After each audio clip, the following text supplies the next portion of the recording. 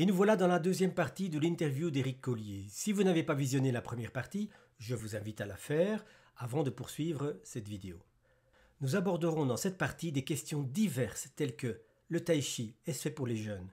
Faut-il pratiquer longtemps pour savourer les bienfaits du tai chi chuan? Peut-on se permettre de sortir des pratiques traditionnelles? Et y a-t-il dans ces pratiques, pour la plupart très anciennes, de la place pour innover sans transgresser ou trahir la pratique?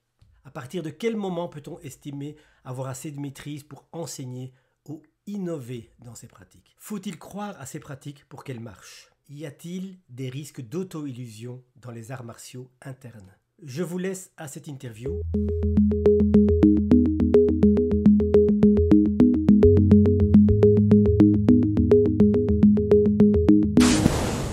Merci beaucoup, infiniment intéressant, bien sûr. J'en entendais pas moins quelque part, mais ça fait toujours plaisir à entendre. Je voulais simplement te demander, j'avais plusieurs questions, j'en ai trop en fait, j'ai trop de questions et je vais devoir choisir malheureusement. Mais si on revient, tu as quand même un paquet d'années de pratique derrière toi, tu l'as expliqué tout à l'heure. Que penses-tu de cette idée, le tai chi, c'est pas pour les jeunes? Est-ce que ces approches sont accessibles, nécessaires, bienvenues chez des plus jeunes? Et faut-il pratiquer longtemps pour obtenir un minimum d'expérience, de sensations qui vont ouvrir les portes qu'on souhaite ouvrir, bien sûr? Voilà, donc ça, sont des vraies questions. Le tai chi qui est le plus connu, le tai chi yang, c'est celui avec des grands mouvements très lents. Maintenant, il y a des styles Shen où là, on a des postures plus basses, une alternance de mouvements lents et de mouvements dynamiques. C'est en fait le style d'origine. Mais quand ce style d'origine des campagnes, avec des gens assez costauds, s'est développé à Pékin avec des gens de la cour, il a fallu simplifier. Et donc, ce qu'on connaît, c'est la simplification de cette simplification. Donc, si on refait le style originel, ben là, ça peut très bien convenir aux jeunes. Le Xing Chuan, c'est un art plus vif aussi. Le Baguazhang aussi, donc, dont j'ai parlé ici. Là, les plus jeunes peuvent trouver leur compte. Tout est une question de pédagogie. J'ai dans les enseignantes que j'ai formées une institutrice de la région d'Arlon qui a fait beaucoup de théâtre et qui fait du tai chi depuis une quinzaine d'années chez nous. Et elle est institutrice primaire avec ceux qui sont en dernière année primaire.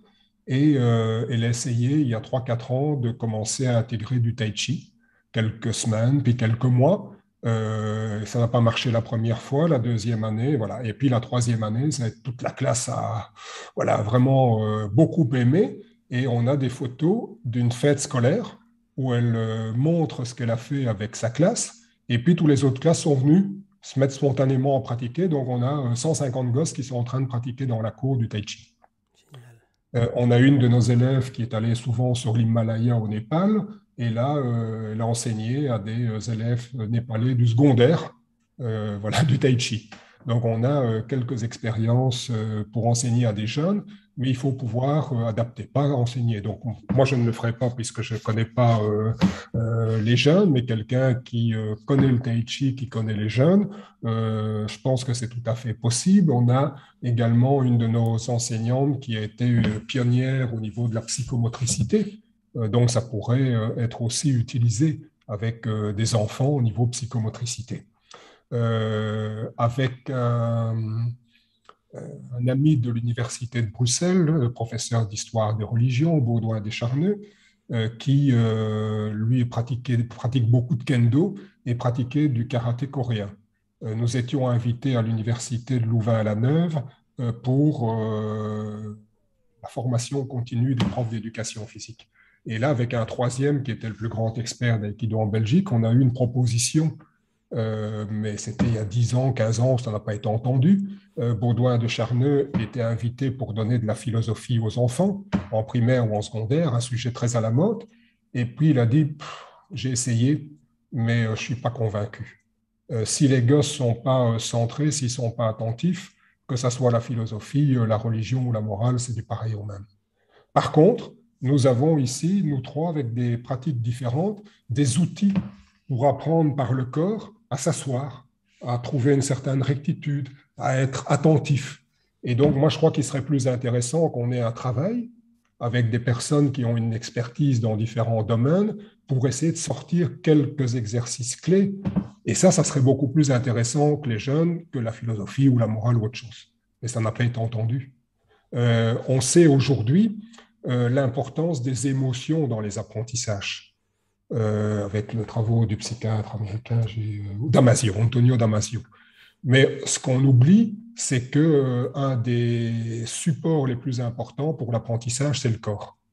Et donc, dans ma recherche, moi, je fais référence aux travaux de Varela, l'énaction. Donc, ce n'est pas le monde des idées de Platon. Voilà, l'individu est en interaction avec son environnement naturel, avec son environnement social. Et donc, l'énaction, ça dit quoi? Que la véritable connaissance, c'est celle qu'on acquiert dans l'action. Toutes les grandes théories, on acquiert, ça sont les sciences cognitives. On acquiert dans l'action, ça s'incarne dans la chair, et c'est en relation avec mon environnement. Je sculpte mon environnement qui me sculpte en retour. Et donc, le travail de Varela avec quelques autres collègues chercheurs s'appelle l'inscription corporelle de l'esprit. On est dans le rayon Nouvel Âge, on est dans le rayon des neurosciences de pointe. Voilà, donc ça, c'est pour les enfants. Maintenant, pour l'accès, de nouveau, c'est une question de pédagogie. Ce qu'on retient du tai chi sont des formes anciennes, très longues, et pour moi, ce n'est pas du tout adapté. On ne fait que transposer ces déséquilibres posturaux, ces tensions, voilà, tout au niveau cognitif, la même chose. C'est un travail sur des fondamentaux. Ce qui est le plus important sont les fondamentaux, et donc on en avait parlé à d'autres reprises, et c'est un peu le thème ici de notre rencontre. Bien sûr que je suis intéressé par les applications martiales. Le maître avec lequel j'ai travaillé formait des militaires, formait les gardes du corps de l'IPENG. Il m'a enseigné ça après des années, parce que ce n'est pas par ça qu'il a commencé à m'enseigner. Donc, mais quand je vois nombre de mes collègues qui focalisent sur les arts martiaux, j'en peux plus. Je vais dire, bon, tu me connais, je fais 1m96, je fais 100 kilos, j'ai été champion en athlétisme, si je voulais focaliser sur les arts martiaux, j'ai le gabarit qu'il faut et la technique qu'il faut, mais je ne veux pas rentrer là-dedans.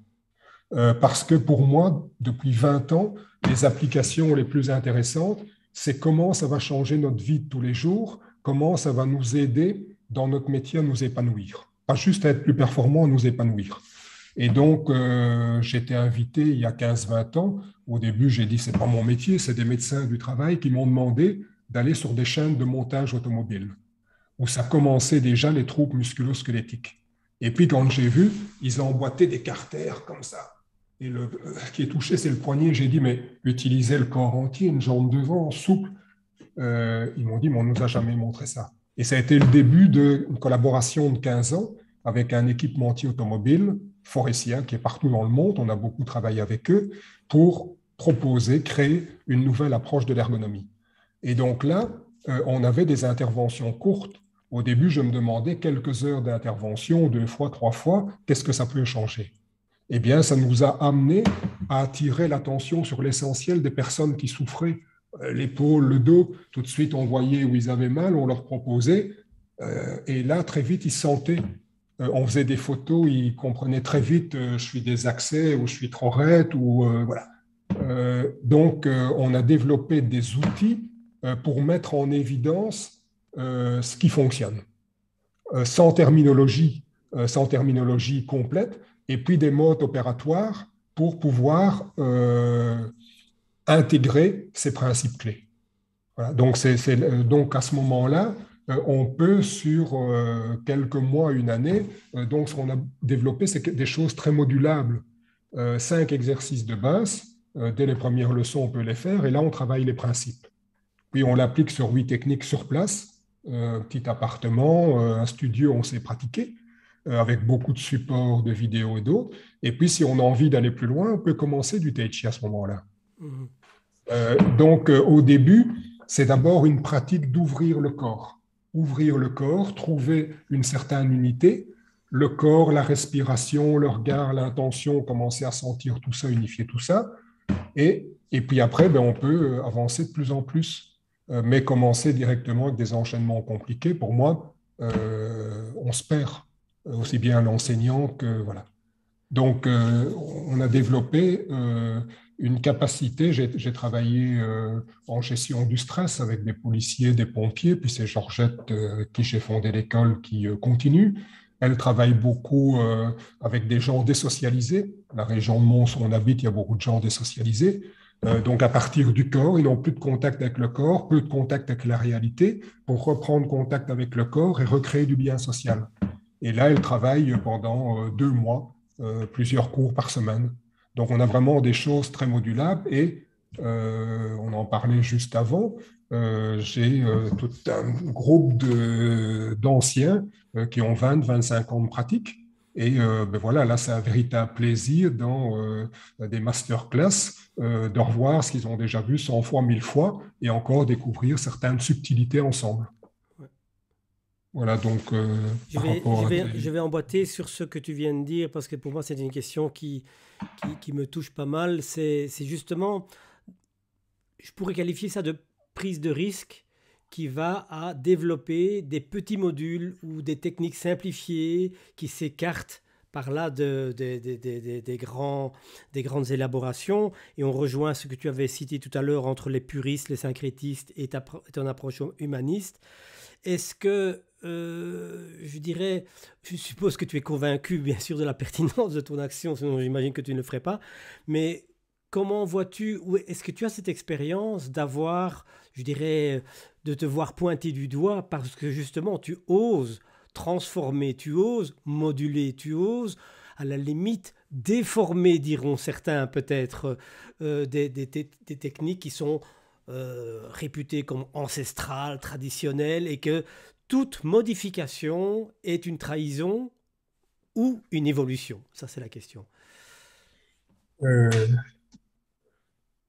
mais voilà, donc les modèles dont j'ai parlé, Sun Luteng avait étudié, je pense comme le fondateur de l'aïkido, où il avait étudié plusieurs arts martiaux qu'il avait maîtrisés pour lui-même faire quelque chose de neuf, une synthèse. En plus, bon, c'est à lui qu'on doit, certains y avaient pensé avant, de relier des gestes de combat avec la pensée traditionnelle chinoise. Sun Luteng faisait comme Man Huifeng faisait, comme je fais, il mélangeait la pratique et la théorie. Donc, ce n'était pas juste pratiquer, c'était aussi comprendre ce qu'on pratique. Et puis, il a pris des risques parce que dans les années 1930, il a enseigné à un groupe de 60 femmes en Chine. Voilà. Et donc, Men Huifeng est un héritier pour moi de plusieurs styles traditionnels, mais il a créé, il a innové son système de 5 exercices de base, de 8 techniques, pour mieux comprendre les fondements du Tai Chi. C'était une innovation. Au début de l'an 2000, il a créé une nouvelle forme et on est venu il s'est retiré plusieurs mois avec son épouse qui est aussi très connue dans le style le plus ancien de Tai Chi. Et ils ont créé une synthèse sur une montagne sacrée et à l'aube de l'an 2000, on est venu avec un hélicoptère filmé comme si ce patrimoine ancien allait rentrer dans le troisième millénaire. Voilà, donc ceux avec qui j'ai eu des cours, Men Huifeng s'habillait pas sauf pour des démonstrations avec un costume traditionnel. Voilà, c'est un peu folklorique, les pyjamas chinois. Voilà. Il n'avait pas besoin de ça. Il s'habillait pour donner cours, comme s'habille voilà, des vêtements amples pour être à l'aise. Voilà, donc ceux qui ont été mes modèles, pour moi, donc, on ne devient pas maître en singeant le maître. Et pour qu'une tradition vive, il faut que ceux qui transmettent soient des augmentateurs. On doit augmenter, si je reprends juste, ben c'est un patrimoine qui petit à petit va plus rimer à rien. En plus, moi j'aime bien les analogies. Si on hérite d'un château qui a 500 ans et où on n'a pas fait de travaux d'aménagement, ben c'est une charge, on ne sait rien foutre avec ça. C'est pas isolé, ça va absolument pas pour la lumière, pour ci, pour ça. Donc ces patrimoines, soi-disant pas changés, c'est une charge et ça ne nous sert plus à rien. Une Oui. tradition, pour qu'elle reste vivante, et c'est là la difficulté. Si dès que je suis débutant, je veux déjà créer mon propre truc, ça n'ira pas. Donc il faut, et c'est là la difficulté pour moi, la maîtrise, ou ceux à qui on va transmettre cette capacité de maîtrise, donc cette capacité d'autogénération, même s'il n'y a plus quelqu'un derrière, on est capable par soi-même de continuer à faire générer ce qu'on a reçu. Ça demande deux qualités au plus haut niveau contradictoires. Et peu de personnes, pour moi, possèdent ces qualités. Il faut être en même temps une capacité de suiveur, ça veut dire une éthique de suivre, de copier, d'imiter, sans se poser de questions.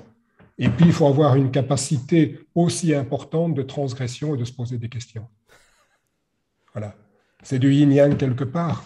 Je ne peux pas m'empêcher là de te poser la question, quand est-ce que ou comment peux-tu sentir ou comment as-tu senti ce moment de bascule? J'imagine, on peut imaginer qu'il y avait le jour avant où tu t'étais pas senti prêt et le jour après tu dis why not? euh, Men Wifeng, qui est un technicien remarquable, on l'appelait l'encyclopédie vivante des arts martiaux, une pédagogie incroyable. Quand on se connaissait bien, je lui ai demandé, mais tout ce que vous me transmettez, comment je vais savoir à qui je peux transmettre, qu'est-ce que je peux transmettre, comment? Et là, il me montre, il dit, tu le sentiras avec ton cœur. Et comment je vais transmettre la méthode? Même chose. Plus important, c'est ton cœur. Euh, et donc, c'est des choses qu'on sent de l'intérieur. J'ai senti qu'à la fin des années 90, il fallait que je prenne de la distance. Et donc, un sinologue qui m'a beaucoup influencé, j'ai eu des contacts avec lui, c'est Jean-François Bilter, qui incarne ça très bien. Donc, il a su suivre et en même temps, il a su apporter par des transgressions toute une innovation dans la recherche au niveau sinologique. Il relie les dialogues du Chuanzi avec les techniques d'hypnose. C'est remarquable. D'ailleurs, il a quitté, il dirigeait le département sinologie à Genève, et puis il a trouvé que ses travaux étaient trop dérangeants, et donc il a quitté. Et donc j'ai bien senti qu'à un moment, il faut prendre de la distance avec le père. Et donc, à un moment donné, quand j'ai pris de la distance avec Men Wifeng, et Jean-François Bilter, il explique bien que la calligraphie, ça veut dire qu'à ce moment-là, donc il y a trois étapes pour lui, et j'ai repris ces trois étapes. La première étape, c'est l'intégration des fondamentaux. C'est comme quelqu'un qui est apprenti dans certaines traditions. Puis après, c'est étudier les grands styles, les grandes œuvres du passé. C'est le compagnon qui fait son tour de France. Et puis le passage à la maîtrise, c'est notre personnalité provisoire qui meurt pour trouver sa personnalité profonde. Et à ce moment-là, on fait sien les techniques, on a mis du sien, on fait sienne les techniques. Et là, il dit en calligraphie, on tourne le dos au maître. Et donc, on a, et moi je l'ai senti, une période de transgression. Tout ce que mon maître m'avait dit, j'ai tout contesté, j'ai tout essayé autrement.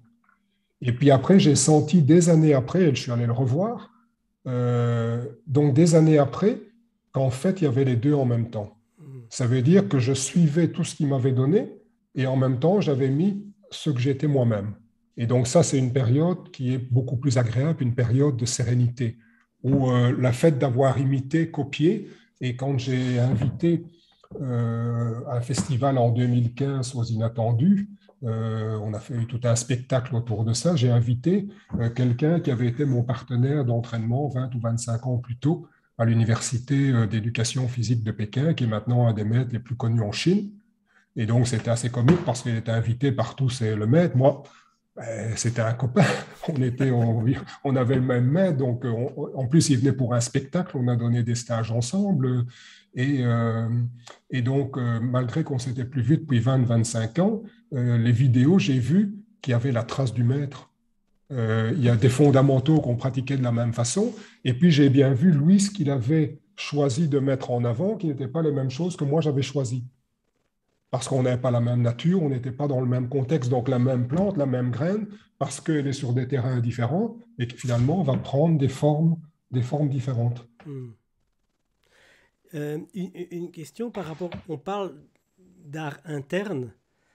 Est-ce qu'il est nécessaire, voire obligatoire, de croire en quelque chose pour pouvoir entrer? Euh, c'est le grand problème de croyance, on peut dire, de foi et de raison. Euh, Ici, la croyance est mal vue. Ça dépend ce qu'on entend par là.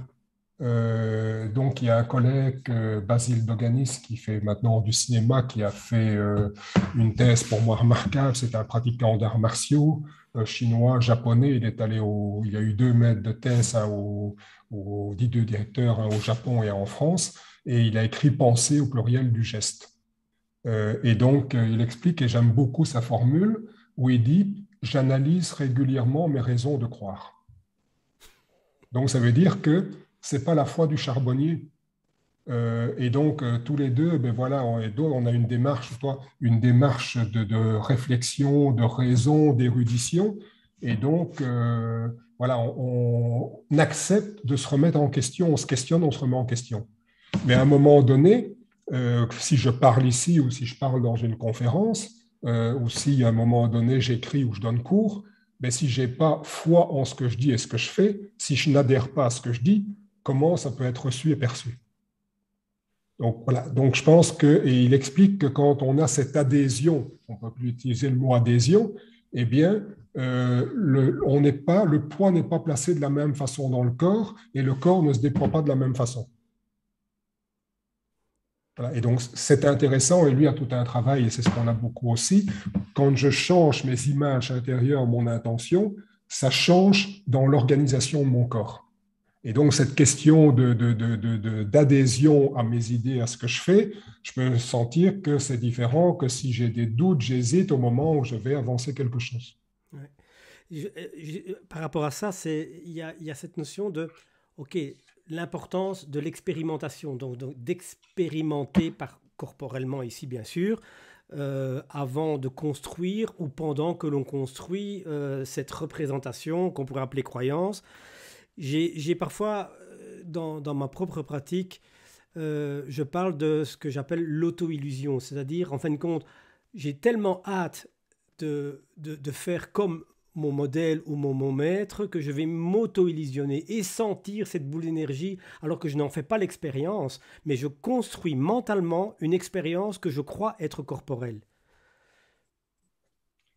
Là, ce que tu dis, c'est très, très intéressant parce que ce qu'on utilise beaucoup, yi, Xing Chuan, yi, c'est difficile à traduire, c'est l'intention, c'est l'imagination active.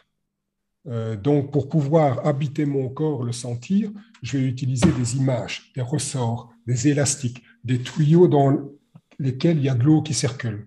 Et donc, ces images vont m'aider à percevoir et puis à transformer ma perception et mes actions à l'intérieur. Et donc, on est dans une démarche dans l'alchimie chinoise. L'imagination est appelée l'entremetteuse. L'entremetteuse entre ce qui est corporel, ce qui est matériel et ce qui est plus subtil. Et donc, Jung s'est énormément intéressé, c'est la base de sa psychologie des profondeurs, à l'alchimie occidentale. Et il dit que le secret du grand œuvre, c'est l'imagination active. Donc, la force de l'imagination, c'est ce que les enfants ont. Et nous, on nous apprend à travailler avec la volonté. Quand je suis dans une posture que je vais tenir plus longtemps, un quart d'heure, une demi-heure, quand ça fait mal, ce n'est pas la volonté. Je vais imaginer les endroits où j'ai mal, les sentir pour petit à petit aider à les détendre à l'intérieur et refaire circuler à l'intérieur. Je vais imaginer que je suis un arc, je vais imaginer que je suis tenu par des ficelles. Donc, je vais utiliser l'imagination pour dépasser tout ça.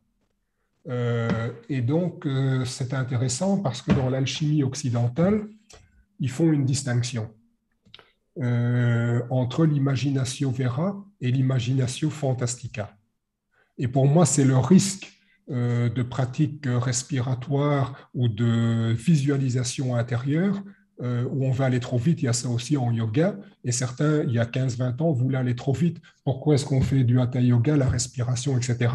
Pour préparer le corps, le système nerveux et l'ancrer dans la réalité. Travailler avec les images et les symboles sont des outils extrêmement puissants. Et donc, ça nécessite d'avoir une assise, d'avoir un centrage, d'avoir un axe, d'avoir une perception de son espace et comment je me projette et comment j'assimile l'environnement. Comme un architecte qui visualise, il y en a un soigné qui est connu dans le monde, qui visualise des choses extraordinaires, et à force de visualiser, il crée quelque part les rencontres pour que les choses se fassent. Mais s'il n'avait pas cette connexion avec le réel, ben, il devient fou. Donc l'imagination fantastica, c'est celle qui mène au délire. D'accord. Voilà. Et donc, c'est ça, le travail interne mobilise des outils terriblement puissants, mais beaucoup voudraient avoir accès à ça sans passer par le travail physique, nerveux, respiratoire, pour s'ancrer dans notre réalité, dans notre corps. Et pas, alors à ce moment-là, utiliser l'imagination vraie et pas l'imagination délirante, fantastique. Ouais, j'aime bien la distinction. Je voudrais encore, avant qu'on s'avance tout doucement vers la fin, parler de ta perception. Je pense que tu le cites dans un article sur ton site. Euh, Est-ce que ce genre de pratique est, bon, la question est un peu bateau, je l'admets, plus ou moins nécessaire en fonction de la crise climatique, écologique vers laquelle on s'avance? Donc dans cette dimension, je dirais, où on passe de l'individuel au sociétal, quel est mon rôle, quelle est ma perception, mais surtout quel est mon rôle que je peux développer plus avant à travers ces pratiques. Euh, donc pour moi, l'aspect martial est important. Euh, la méditation, donc je pratique de la méditation depuis une cinquantaine d'années, c'est aujourd'hui à la mode. Euh, Moi, ce qui m'étonne, c'est l'image qu'on propose sous les techniques de méditation qui sont surtout assises. Ceux qui pratiquent sont, il y a peu de personnes des chantiers qui pratiquent. Ce sont des personnes qui sont assises toute la journée au bureau et on va leur proposer de s'asseoir. Or, on sait, si on regarde au niveau ergonomie, c'est catastrophique au niveau du tassement, au niveau respiratoire, des organes pour alimenter le cerveau. Donc, moi, j'aime bien méditer couché. Les taoïstes anciennement méditaient couché. Donc là, je peux abandonner mon corps et être dans mon univers intérieur. Une autre chose, j'aime bien méditer en mouvement, pas simplement en tai chi. J'habite pas loin de la campagne et j'ai des chiens, toujours eu des chiens dynamiques. Et donc, tous les jours, sur l'heure de midi, je vais trois quarts d'heure, une heure. Et donc, marcher comme ça dans les campagnes, dans la campagne, sans croiser quasi personne, avec les éléments, et, régulièrement, sans rien faire, je suis en état de méditation. Donc, pour moi, la marche comme ça au coucher sont des positions bien plus intéressantes.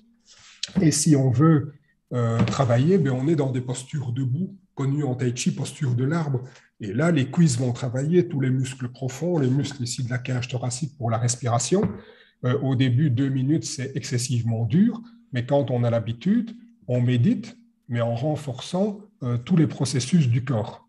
Donc, je trouve ces méditations intéressantes et, comme je l'ai dit, c'est un art de l'action. Et donc, une voie martiale chevaleresse pour trouver une unité en moi, et puis agir. Je peux être ici, chercher ma voie de salut, d'être un intermédiaire entre l'esprit et la matière, mais ici, je vais aussi me développer comme une croix dans les trois dimensions. Je vais me développer dans l'agir et dans l'agir sociétal. Parce qu'à un moment donné, et ça, des personnes sensibles le ressentent, quand ça va mal autour de moi, comment je peux être en bonne santé? Il y a toujours quelque chose qui... Voilà. Donc, au niveau de la société, quand je fais Tai Chi, Catherine Despeux le dit, je viens un petit univers qui cherche son harmonie, mais en même temps qui s'harmonise avec l'harmonie cosmique, mais aussi en cherchant mon harmonie, j'apporte un tout petit peu d'harmonie autour de moi. Et donc, avec donc, ce que Christopher Schipper appelle le corps taoïste, c'est le corps humain, le corps social et le corps cosmique. Et donc, les pratiques taoïstes visent à mettre en harmonie les trois qui fonctionnent de la même façon. C'est la pensée par analogie et c'est les médias, une nature vivante et la transformation dont j'ai parlé dans l'ésotérisme. Et donc, pour moi, quand j'ai voulu aborder ça en France, j'ai été invité une fois par le CNAM, Centre national des arts et métiers, à Paris, une journée sur la pédagogie. Et donc, celle qui organisait pensait que le corps était important. Et donc, on s'était rencontrés dans un autre colloque. Elle m'invite avec d'autres chercheurs pour parler du corps dans les apprentissages, tous les apprentissages. Et puis, je lui parle de mon attrait pour ce qu'on appelle l'écologie profonde. Donc, c'était un courant avec un philosophe dans les pays nordiques, Arnas, qui aimait la montagne, qui était militant, qui faisait de l'escalade, qui se retirait pour écrire dans la montagne. Et donc, l'écologie, pour moi, c'est pas une idéologie. Ce n'est pas une obligation. Nous avons depuis 20 ans sur notre site une page sur le développement durable parce qu'une de nos enseignantes est impliquée depuis des années dans le développement durable. Son mari était chercheur dans ce domaine-là. Et donc, le covoiturage, les produits locaux pour les repas, le tri des déchets, ça fait des années qu'on fait ça. Mais au-delà de ça, c'est vivre dans notre corps comment fonctionne le grand univers, comment j'économise l'énergie, comment je recycle l'énergie, comment j'entre en relation dans ce qui est vivant avec le vivant. Donc, c'est vivre dans son corps l'écologie. Et donc ici, j'ai un projet donc, pour le Festival des Inattendus, avec quelqu'un qui a vécu longtemps au Japon, Augustin Berg, qui travaille sur ces questions-là au niveau géographie, au niveau milieu. Et donc parler d'écologie ou d'environnement, c'est encore une coupure. Donc lui parle de vraiment le milieu de vie, un milieu de vie qui n'arrête pas de changer. Donc, ce n'est pas quelque chose de figé. Là, on revient dans le Baguazhang, c'est une évolution permanente. Et j'entre en résonance et chaque fois, je suis la propension des choses. Donc, ici, on nous a appris à prévoir. Et c'est bien de prévoir, mais toutes les entreprises, c'est du project management. Et donc, ils sont tellement en train de prévoir qu'ils ne sentent pas comment ça bouge dans le réel. Donc, à un moment donné, c'est se recentrer et bouger en même temps que ça bouge dans le réel. Et donc ça, c'est ce qu'on apprend dans nos arts et en particulier dans le Baguazhang, entrer non pas dans un temps qui avale, qui est Chronos, Chronos avale ses enfants, mais dans Kéros, donc c'est-à-dire l'opportunité. Mais pour ça, il faut développer une capacité d'écoute, une capacité de compréhension, une capacité de patience pour se mettre en accord avec soi et avec son environnement. Donc pour moi, il y a vraiment ce changement et depuis quelques années, j'ai été beaucoup intéressé à tous les changements, que ce soit Dominique Bourg qui a écrit des choses extraordinaires sur l'environnement. Il y a aussi tous ceux qui ont écrit sur la collapsologie, comment tout peut s'effondrer, voilà, et d'autres approches. Et on sait aujourd'hui, et c'est là l'approche transdisciplinaire. De nouveau, maintenant c'est un mot qu'on utilise, mes recherches sont vraiment, et c'est dérangeant, transdisciplinaires. Et donc, la transdisciplinarité, c'est relier les connaissances qui viennent des traditions, de l'expérience intérieure, des arts et des sciences. Et donc, voilà, donc, dans cette approche transdisciplinaire, on comprend que certains s'intéressent à la crise sociale, un autre à la crise climatique, un autre à la crise sanitaire, un autre à la crise épuisement des ressources. Alors qu'en fait, toutes ces crises sont tissées entre elles. Et on a montré que dans nombre d'entre elles, on a déjà passé un certain nombre de pans, voilà, de points irréversibles. Et donc, pour moi, donc, c'est un travail sur soi. Et donc, mon podcast, c'est Transformation intérieure. Pour moi, la seule transformation qui ait du sens, c'est la transformation intérieure. Et puis, comme tu fais ici, voilà, rayonner un peu autour de soi. Voilà. Et puis, qu'est-ce qu'on attend? Je suis beaucoup intéressé aux anciennes traditions, dont la tradition nordique avec le Ragnarok. Peut-être que c'est la fin des temps, peut-être que si, peut-être que ça. Mais voilà, je fais ce que je dois faire et j'essaie d'être conforme à ma nature et d'agir en fonction de ce que je crois et de croire en fonction de mes actions. Mhm. Yes, beaucoup de choses super intéressantes. La seule chose, c'est que l'horloge passe et qu'on va raccourcir progressivement. Je voulais juste te demander comment est-ce qu'on peut se procurer ton livre?